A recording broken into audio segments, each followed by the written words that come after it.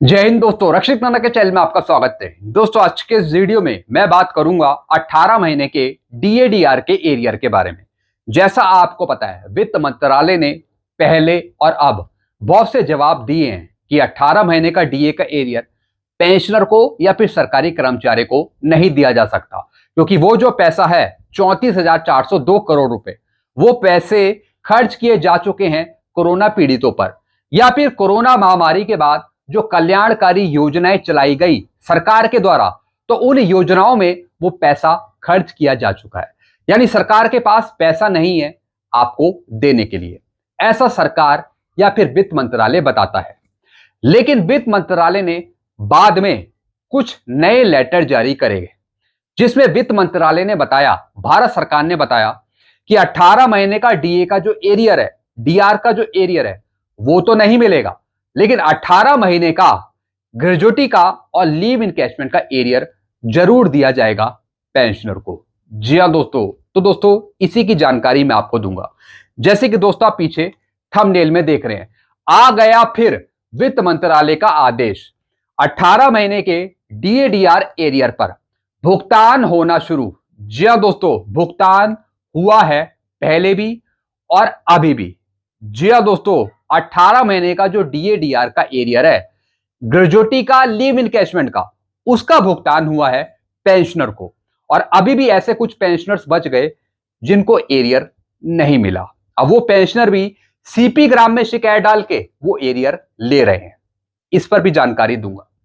Pension विभाग का काम शुरू। जी हां दोस्तों, मैं आपको अपने पेंशन विभाग की जानकारी दूंगा कि किस तरीके से एक पेंशन विभाग एरियर का भुगतान करता है। जो 18 महीने का डीएडीआर का एरियर है, ग्रेजुटी का, लीव इनकैशमेंट का, उसका भुगतान करता है, इसकी जानकारी मैं आपको दूंगा। साथ ही साथ वित्त मंत्रालय का एक आदेश भी दिखाऊंगा, जिसके अनुसार 18 महीने का डीएडीआर का एरियर मिलेगा या फिर पहले मिला ग्रेजुटी का और लीव इनकैशमेंट का। लेटर दिखाकर आगे समझाऊंगा। सारी जानकारियां देने से पहले एक छोटी सी खुशखबरी मैं आपके साथ शेयर करूंगा। जी हां दोस्तों, और दोस्तों ये खुशखबरी है आप सभी की वजह से जो मुझे मिली। जी हां दोस्तों, आपका प्यार मुझे कंटिन्यू मिल रहा है, पहले भी मिला और अभी भी मिल रहा है। आपका सपोर्ट मुझे पहले भी मिला और अभी भी मिला, जिसकी वजह से जो टोटल सब्सक्राइबर हैं वो 5 लाख से ऊपर पहुंच गए हैं मेरे। तो दोस्तों आपको बहुत बहुत थैंक्स, मैं आपका शुक्रिया अदा करता हूं कि आपके प्यार और सपोर्ट की वजह से टोटल सब्सक्राइबर 5 लाख से ऊपर हो गए हैं। साथ ही साथ बार बार अपील करने से पेंशनर्स अब चैनल को भी सब्सक्राइब कर रहे हैं। जी हां दोस्तों, अब टोटल सब्सक्राइबर दोस्तों 5 लाख से ऊपर आ गए हैं। और जो सब्सक्राइब का परसेंटेज है, पहले था दोस्तों 62%, अब वो 64% हो गया। और जितने पेंशनर्स पहले सब्सक्राइब नहीं कर रहे थे, पहले दोस्तों नहीं कर रहे थे 37%, अब उसका परसेंटेज भी डाउन हो गया है। अब दोस्तों ये 35% हो गया है। अब धीरे धीरे दोस्तों ये परसेंटेज कम हो रहा है और सब्सक्राइब का परसेंटेज यहां पे बढ़ रहा है। तो दोस्तों आपको बहुत बहुत थैंक्स, धन्यवाद मैं आपको देता हूं।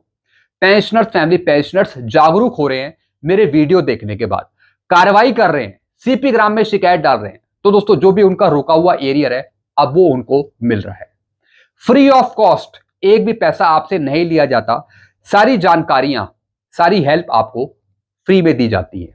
तो आपको एक भी पैसा कहीं भी खर्च करने की जरूरत नहीं है। बस आप कंटिन्यू वीडियो देखते रहिए, बस आपको वीडियो देखना है।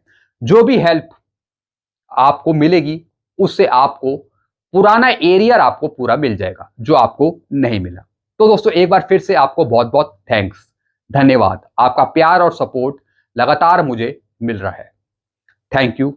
चलते हैं दोस्तों, अब आगे बढ़ते हैं। अब दोस्तों मैं आपको जानकारी दूंगा कि किस तरीके से वित्त मंत्रालय के आदेश के अनुसार आप 18 महीने का एरियर ले सकते हैं, ग्रेजुटी का या फिर लीव इनकैशमेंट का। अब दोस्तों यह है वित्त मंत्रालय का आदेश 7 सितंबर 2021 का, जिसका सब्जेक्ट है central government employ retired during the period from January 2020 to June 2021, calculation of gratuity and cash payment in lieu of leave. जी हां दोस्तों, यानी जो पेंशनर्स कर्मचारी जनवरी 2020 से जून 2021 के बीच में रिटायर हुए हैं, यानी पहले 18 महीने के बीच में उनको इसका एरियर मिलना है, जो पहले उनको रिटायरमेंट ग्रेजुटी पे या फिर लीव इनकैशमेंट में 17% डीए के हिसाब से मिला और उनको मिलना चाहिए था 21, 24, 28% डीए के हिसाब से। तो उसके डिफरेंस का उनको वो एरियर मिलना है।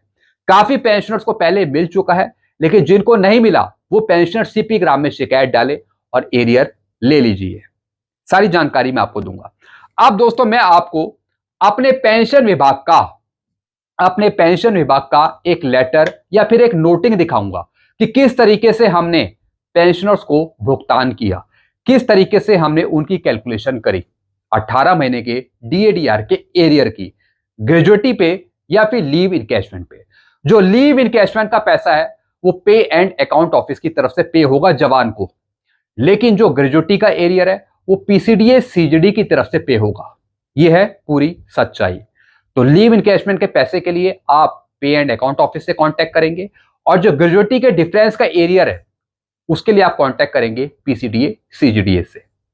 ये मैंने आपको समझाया। अब दोस्तों किस तरीके से हमारा पेंशन विभाग किस तरीके से 18 महीने का डीएडीआर का एरियर देने की कार्रवाई करता है, सारी जानकारी मैं आपको समझा रहा हूं। अब दोस्तों यहां पे देखिए, अब इसका सब्जेक्ट है 18 महीने के महंगाई भत्ते 24% से 28% बढ़ने के कारण श्री पुरुषोत्तम राम वन परिक्षेत्र अधिकारी जो शिमला से रिटायर हुए उनको ग्रेजुटी पुनरीक्षित प्रकरण हेतु, जी हां दोस्तों, एक पेंशनर थे जो शिमला से रिटायर हुए।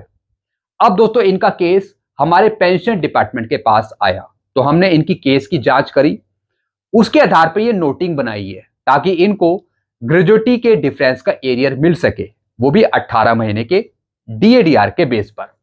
अब दोस्तों यहां पे देखिए, दोस्तों ये पेंशनर्स रिटायर हुए थे 1/1/2021 से और 30 जून 2021 के बीच में। ये पेंशनर रिटायर हो गए थे 1/1/2021 से 30 जून 2021 के बीच में। इनको ग्रेजुटी दी गई 17% डीए के हिसाब से, बल्कि मिलने चाहिए थी 28% डीएडीआर के रेट के हिसाब से। अभी मैं आपको आगे पूरी कैलकुलेशन समझाऊंगा। इस कार्यालय को श्री पुरुषोत्तम राम वन परिक्षेत्र अधिकारी का सेवा उपदान से संबंधित मामला पुनरीक्षित करने हेतु इस कार्यालय को प्राप्त हुआ है, यानी इनका केस हमारे डिपार्टमेंट के पास आया है। तो हमने इनकी जांच करी और पाया कि इनका केस बिल्कुल सही है। श्री पुरुषोत्तम राम परिषद द्वारा नियुक्त किए गए कर्मचारी हैं। वित्त मंत्रालय के कार्यालय ज्ञापन संख्या इतना दिनांक 7/9/2021 के अनुसार जो कर्मचारी 1/1/2020 से 1 जुलाई 2021 के बीच में, यानी 18 महीने के बीच में रिटायर हुए हैं, उन्हें ग्रेजुटी व लीव इनकैशमेंट की राशि महंगाई भत्ते की बड़ी दर से निम्न प्रकार से दी जाएगी। जी हां दोस्तों, यानी जो पेंशनर्स 1/1/2020 से 30 जून 2020 के बीच में रिटायर हुए हैं और जिनको पहले ग्रेजुटी लीव इनकैशमेंट 17% डीए के हिसाब से मिल गई, तो उनको मिलेगी 21% डीए के हिसाब से। जो पेंशनर्स 1 जुलाई 2020 से 31/12/2020 के बीच में रिटायर हुए हैं, जिनको ग्रेजुटी लीव इनकैशमेंट 17% डीए के हिसाब से मिली और मिलेगी उनको 24% डीएडीआर के हिसाब से। या फिर जो पेंशनर्स 1/1/2021 से 30 जून 2021 के बीच में रिटायर हुए, जिनको ग्रेजुटी लीव इनकैशमेंट 17% डीएडीआर के हिसाब से मिली, उनको मिलेगी 28% डीएडीआर रेट के हिसाब से। तो दोस्तों इसी से संबंधित ये एरियर है 18 महीने का। अब आगे क्या लिखा है, अतः जनवरी 2021 से जून 2021 तक महंगाई भत्ता 28% की दर से दे होने के कारण श्री पुरुषोत्तम राम को मूल वेतन एवं उसके 28% महंगाई भत्ते की दर से ग्रेजुटी दे होगी। पुनरीक्षित सेवा उपदान की गणना निम्नलिखित है। जैसा मैंने आपको बताया रिटायर हुए थे 1/1/2021 से 30 जून 2021 के बीच में, इनको ग्रेजुटी लीव इनकैशमेंट का पैसा मिला 17% डीए के हिसाब से, 17% के हिसाब से पहले पे हो चुका, लेकिन मिलना था 28% डीएडीआर के रेट के हिसाब से। तो दोस्तों उसी के डिफरेंस का इनको एरियर मिलना है ग्रेजुटी का। जैसा मैंने आपको बताया ये एरियर तो हम पे करेंगे, लेकिन जो लीव इनकैशमेंट का एरियर है वो अकाउंट की तरफ से, डीडीओ की तरफ से या फिर पे एंड अकाउंट ऑफिस की तरफ से पे होगा। लीव इनकैशमेंट का जो एरियर है वो भी इसी तरीके से कैलकुलेट होगा। अब दोस्तों आगे क्या लिखा है, 7वें वेतन आयोग के अनुसार इनका वेतन मान है 44,900 से 1,42,400। जी हाँ दोस्तों, 7 सीपीसी की पे मैट्रिक्स के अनुसार इनकी पे है कितनी है, 44,900। अब दोस्तों पहले इनको ग्रेजुटी दी गई, इस पर 17% डीए लगा के। जी हाँ दोस्तों, और कितना ग्रेजुटी इनको पे हुई थी, इनको ग्रेजुटी पे हुई थी 8,66,795।